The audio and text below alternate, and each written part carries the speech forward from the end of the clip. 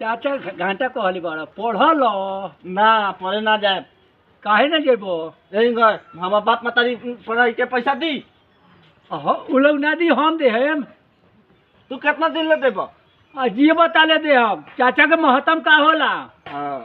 बाप दाखिल होला बाप दाखिल बारह बाकी 5 रुपया मंगनी तो देला वो दिन हाँ तो देला है ना देनी है ना खोला है ये चॉकलेटवा और ओकरे वाला बिस्कुट खाइला हाँ तो रखम ना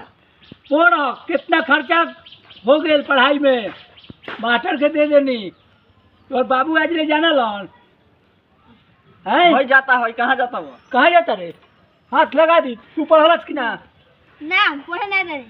काहे ना जाला पैसा किए दी मार के मुआ दी काहे ना जाला सारा दुनिया के लोग पढ़ गए एने न ओने न पढ़ाई में एकदम भिड़ल बा लोग तू निपर बड़ा काहे बकरी चरावल कोई गो एगो दूगो आव ले लो खूब पढ़बा कलम एगो ले लिया महेंद्र भाई वाला कलामा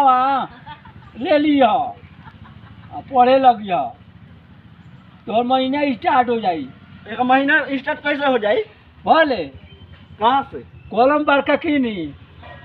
3 गो रखी बकरी बुर्बक बड़ा कैसे हम से लाख बने तू कहाँ चला मिला कौन स्कूल में पढ़ रहा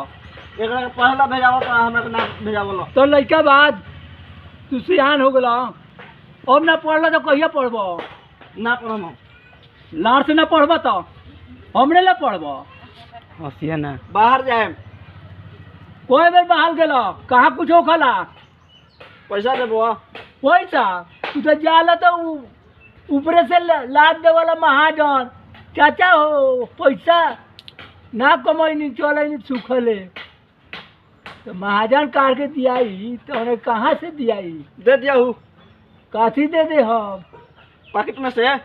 हाँ चुटर में से दे हाँ हाँ ऊपर सधा ली महाजन हाँ महाजन सज जाई ना सदी जाता नहीं हम जा जा चाहे लाल पादा जा